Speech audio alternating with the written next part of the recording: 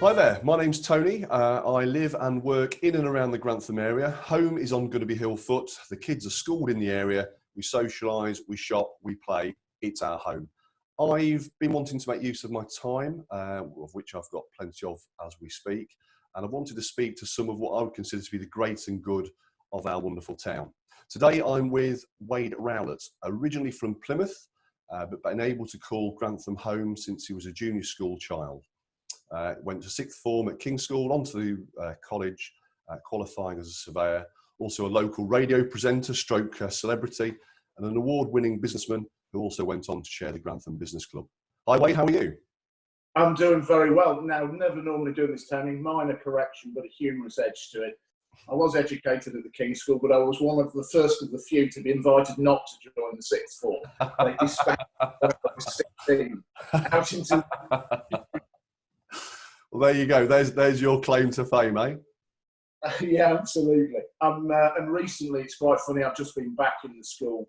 You'll probably see if you live in Grantham, there's a major re-roofing project going on there. I've been assisting the school from a surveying point of view in delivering that, which has been a great project and a nice trip for me back into school. Yeah, lovely stuff. Well, tell me, Wade, what is it you love about Grantham? I like the history. It's a pretty town. Most of it. So I always have this vision of a sunny Saturday morning, and I live within walking distance of town. And if you picture yourself looking across the road at St. Peter's Hill Green and looking at the Guildhall and what's behind it, taking a view of the Angel and Royal Hotel and a lot of the old buildings in history in Grantham, and you know, St. Peter's Hill, like it or not, Maggie's coming eventually, and like her or hate her, it's got to bring some tourism and something positive into this town. I just think it's a beautiful looking town with the odd planning blight here and there, which I won't mention, but are well known. Yeah, it's a nice place, really like it. Walk down the river, Wyndham Park. What a beautiful job they've done down there recently. Yeah, indeed. And what is it, I mean, what do you love about the Grantham people, Wade? Because you're not a Grantham lad originally, are you? You Plymouth roots. Yeah, I was, my father was briefly, my whole family's from Sheffield, hence, you know, I am a Blade Sheffield United fan, I take. But my parents had a brief visit for 3 or 4 years to Plymouth, which is where I was born, and we came up via Cambridgeshire. So I moved into Syston Village in 76 when I was 6. Wow. But what I like about Grantham people is really based upon that, because there are a mix here, aren't there? So there are locals, good old Lincolnshire yellow bellies, which I'd love to call myself one, but they'd probably call me a plastic yellow belly, I think. And then there are the people who came with the forces, weren't there? Because Lincolnshire's a very big RAF base, and military base, and Prince William of Gloucester Barracks. Yeah. And then you've got our lovely bunch of people who've come from the south, quality of life and much cheaper property, and people like myself who came along at some point. So, you know, Grantham people, great mix. Really love it. Good stuff. And obviously the people of Grantham, you know, they've taken obviously you to their heart over the years, you know, being an award. Was it Small Business Award in 2003, Business Award in 2007, later chairing the Grantham Business Club. And also your work with radio. I understand you were hospital radio at first, is that right? You've done your research well, so yeah, Small Business Award 2003 with Fairway Fixings. Very fortunate to pick up Business Person of the Year 2007. I was chairing Grantham Business Club at the time, and found a member of Gravity FM all those years back from a group of us that started out in hospital radio. So yeah, quite a journey. Taken to Grantham people's hearts, I'll take that one with a smile on my face. I think I'm probably, to use a well-known phrase, a bit of a Marmite man. I've upset 1 or 2 people along the way, never intentionally, but I always conducted myself with the best of intentions. But when you run a business, chair the business club, you know, we did 1 or 2 popular things. I mean, to give you an example of trying to do something good that backfired on you, when I chaired the business club, there were 1 or 2 people who were notable in there with us. John Cussell springs to mind, who's recently retired. Sure. And we got quite concerned 12 years ago about the effect of roadworks and traffic in this town. And we weren't getting a lot of response out of the county council and 1 or 2 others. So myself, John, and 1 or 2 other people we leafleted the traffic on Harloxton Road, which was backed up all the way to the A1 on a cold, frosty morning, with a piece of paper that said, are you fed up of being in the traffic? Blah, blah, blah, blah. If you are, we can't get the county council to engage with us. Would you like to ring this number in the county council and see if you can speak to somebody? Well, they engaged with us the following day, as you can imagine. And we got some form of commitment out of them to not do the roadworks during the daytime, but do them overnight, which we thought was a fabulous idea. And we'll keep the traffic clear. About 4 months later, they commenced a scheme of works on Brook Street in Grantham, and the residents were up in arms because, of course, these guys are doing it overnight. So you don't always get the popular effect out of trying to do the best thing, do you? Yeah. You cannot please everyone. I think I've learned that in life, and you certainly try. And as long as you do it with integrity, sort of the best of intentions for the greater good, I don't think you can go far wrong. But there is always people who will have something to say and voice their opinion, I'm sure. So is there anything you could tell me that might be an interesting fact about Grantham that people might not know? Well, I hope you don't mind. I'm going to spring this on you, Tony, because you do all the question asking. I'm going to spring you a quiz. Okay. Okay. Facts about Grantham, one of which is untrue. Are you ready? Okay. So, fact one, Nicholas Parsons' father delivered Margaret Thatcher. Fact two, we have an Olympic medal winning person in Grantham. Fact three, Joanna Lumley lived in Red Cross Street for a period of time. Fact four, I was in the same year at school as Andy Pinch, the drummer in the Damned, who still is. Fact five, another personal one, I ran with the Olympic torch. Which one's wrong? Right, well, I know the Olympic torch one is right. It's the first one that I'm drawn towards because I'm pretty sure I know that Joanne Lumley spent some time in Grantham as a resident. Yep. What was 3 and 4? Sorry, again, Wade? Sorry, I have sprung these on you. 3 was Joanna Lumley. 4 was I was in the same year at school as Andy Pinch, the drummer in the Damned. I think Nicholas Parsons. Too specific to be not true. Nicholas Parsons' father delivered Margaret Thatcher. Yeah, and what was number 2 again? Olympic medal winner living in Grantham. Yeah, I think that's got to be the case. I'd have to go option 1. Well, Nicholas Parsons' dad was a GP in the town and delivered Margaret Thatcher. Right, okay. Barry Dagger is our Olympic bronze medal winning for the pistol in the Los Angeles Olympics. Was it pistol? 10-metre air rifle. I'm reading my notes. Yes, Joanna Lumley lived on Red Cross Street for a small period of time. I did run with the Olympic torch, but it's a slight fudge because a very good friend of mine in the plumbing trade, Neil from A1 Plumbing and Heating, his wife ran with the Olympic torch, and I ran round his back garden with it. And the red herring was the Andy Pinch one, because Andy was at my school, but he was about 5 years ago. Oh, really? Well, there you go. Well, that's brilliant, Wade. Crikey, I wasn't expecting that this morning, but there you go. I think there's some fantastic stories about town, isn't there? Some fantastic people that have lived here or do live here right now. There's a great list of honour. I mean, you only have to run a Wikipedia or something like that, or from people that you know. Yeah. There are so many people in this town who've achieved so much over the years. Yeah. You know, for this grassy town in a dip in a hollow just off the A1 that most people drive past and don't even think. I think it's an amazing place. Yeah, it is an incredible place. I would completely agree. And obviously the history is very rich and deep as well, isn't it? Above and beyond, obviously, the most recent of years. If you go back to 300-400 years, there's lots to draw towards us. Yeah. What do you think, with your connection with local business, I mean, what do you think's been some of the biggest challenges faced by independent businesses in Grantham over the last sort of 10, 15, 20 years? I look back and I'm a bit of an old stager, Tony. I'm a bit out of date these days, but I can talk about what I thought the challenges were 10, 12, 13 years ago when I was chairing Grantham Business Club. And these specifically are targeted at those times, not now. Yeah. And that, we seem to have a predisposition at local authority level at the time to go and pay large sums of money for a master plan and then a rewrite of a master plan that there was appeared to be no funding or method of implementation, no structure to implementing it. I had the second master plan, which was about 8 inches deep, wedging my office door open when I ran my business on Alma Park Road. And nothing seemed, I can remember the second master plan, so there was going to be the gateway for Grantham, which they were going to compulsorily purchase Tanvits and Juicens, and it was going to be an entrance to Grantham off the railway station. They'd sorted the location for the new cinema 12 years ago, which, believe it or not, back of Greyfriars on Westgate.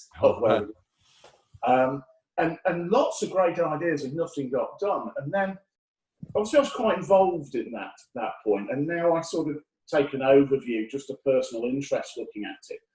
And things seem to have changed for the positive. I get an overview of what the local authority are trying to do with SK Invest, and in trying to structure things and bring some business and bring some thoughts and some strategy.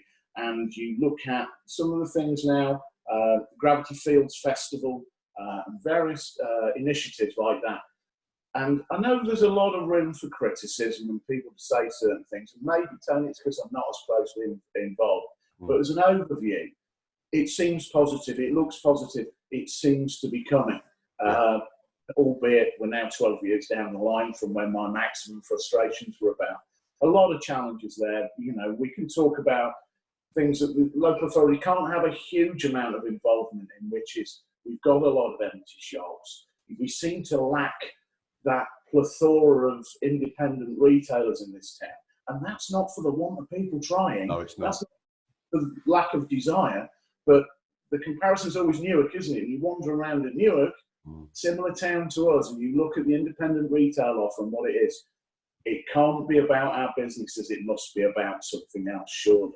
Yeah, I wholeheartedly agree with that. I've spoken to a lot of people in the more recent of weeks who are local independent businesses, and you know, it's interesting to see just how many of those now operate from a remote location because they don't see the value in having a high street store, or they do see the value in having a high street store, but their margins don't allow it, currently. So, like you said, something's got to give somewhere if you want to entice these people in. I think the high street's undergone quite a evolution, I think, in the last 15 years anyway. I think, when the Marks and Spencers pull away from the high street, I think that says something.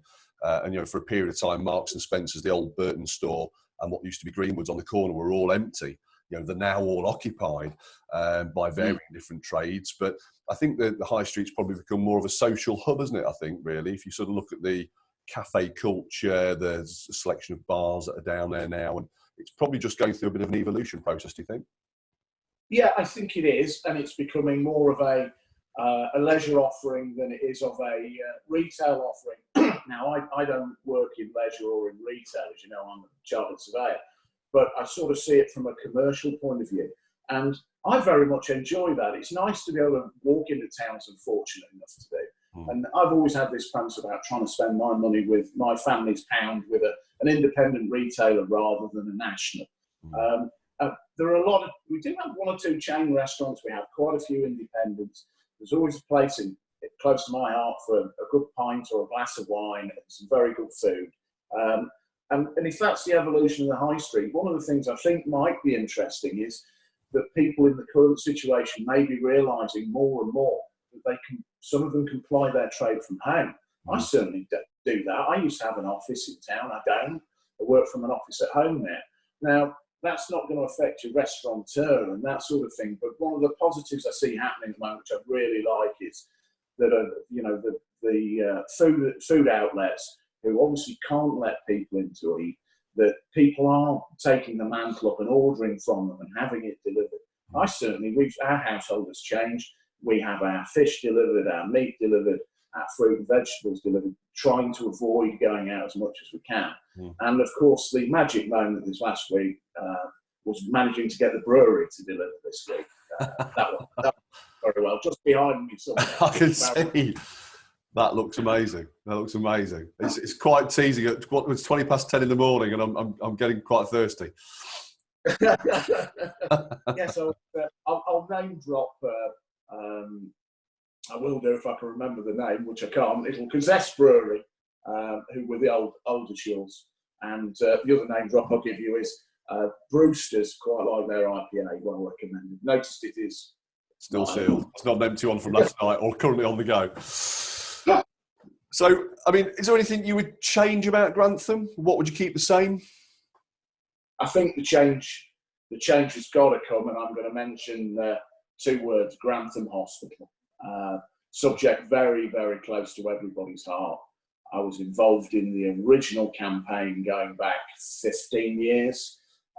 There was a notable, everybody who was here at the time remember the rally in the park. There were various estimations of numbers who turned up, but it was thousands. We were fighting then to make sure that we didn't get downgraded to an urgent care centre. We refer to it as A&E locally, but it's not. It's an urgent care centre. We're still fighting just to maintain an urgent care centre. What would have changed? Change that overnight. ULHT's just had its debt written off by the government very recently. You know, let's see some good financial management. Let's see some good local pressure from the people maintaining everything they've fantastically done with political pressure. That we need an accident and emergency unit here. You know, the base stop is to get an urgent care centre that's open 24 hours a day before we go to A&E. But yeah, if I've got a magic wand, I'd wave that one straight away. Straight away. I think you won't be the only person who will be banging that same drum, Wade. I think it's, you know, when you look at the growth plans for the town in terms of resident numbers and, you know, places to live, it becomes more and more pressing that something like that is available, because of course the nearest, even under a blue light situation, is probably half an hour at least away, and probably honestly more like 45 minutes to 50 minutes. And those differences in minutes can be the difference between life, death, or perhaps life-changing injuries, isn't it? And you look at the number of houses that we're a massively expanding town because it's so great here, in my opinion. And you look at the projected housing developments up around the Prince William and Gloucester barracks for the future around there, as well as everything else, continuing expanding out Barrack Road, and Gloucester's going to be on foot, and those sort of places, which I think is great. Bringing more people into this town has got to put more pressure in the right places. Yeah. So yes, we definitely need a fully functioning 24-hour accident and emergency department. Agreed. And what would you? You change that overnight, but what would you not change about Grantham? Good question. And what I liked the history. Wouldn't have changed? I wouldn't change what we do and how we do it. I like the fact that we have a market, albeit like most people, vastly disappointed that it's a lot smaller than it ever was before. Again, 15 years ago, I know a team of people put an offer on the table to SKDC to run it on a non-profit making basis, but to expand it and grow it, and got turned away by the old rate. Right. You look at it now, and it's just disappointing. And there are traders there who are trying the hardest. We could turn that into a vibrant centre, and I know they've tried hard with farmers markets and bits and bobs, but let's keep the town as it is. I like it. I like the history, and people come here to look at the history. I think it's fantastic. Yeah, indeed.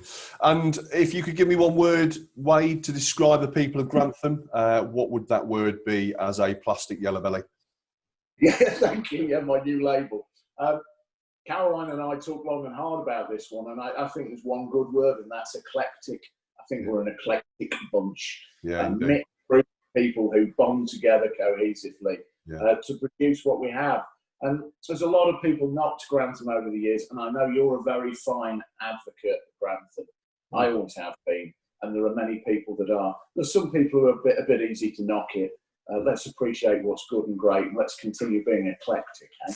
Indeed, and I think it's at times like this you realise just how good you've got it on your doorstep, when there's places you would rather go, go for a walk, wander down to the shops or whatever it might be.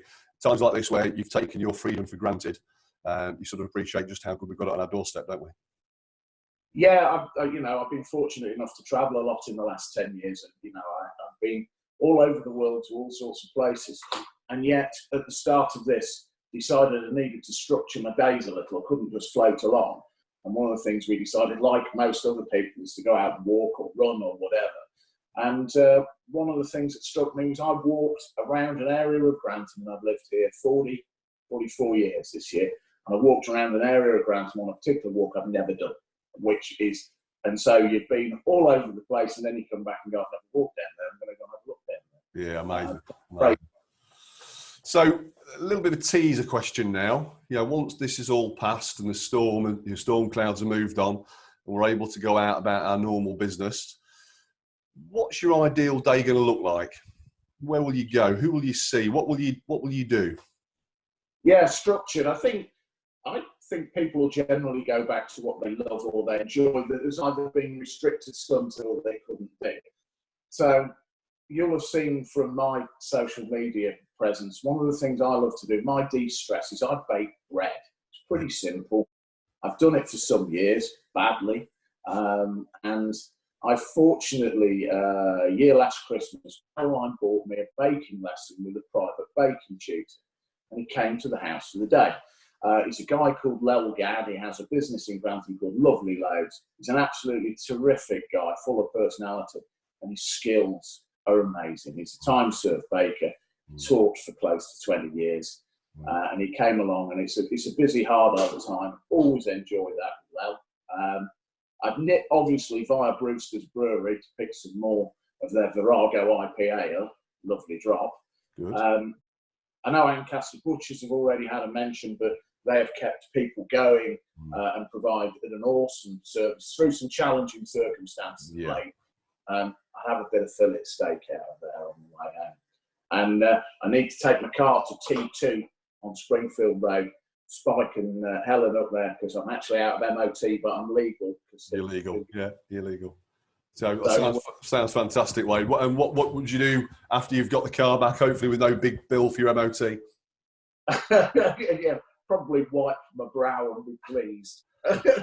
And be driving north up the A1 as I normally do to be building surveying around Halifax and those sorts of areas. So yeah. Good stuff, good stuff. Well, I'll tell you what, Wade, I've had a really enjoyable time with you this morning. It's been fantastic to get to know you a little bit better. I'm fortunate enough to be able to probably call you a friend, I would hope, over the years after being acquaintances through paths crossing. And for me, you're certainly one of the great and good of Grantham. You know, your history and your connection to the town, the efforts you've put in on a business level, but also on the radio presenting level, I think means that you are a piece of the jigsaw that makes Grantham great and good. And I hope everything goes well for you and your lovely wife, Caroline, over the course of the next coming weeks and months. And I wish you and your family well.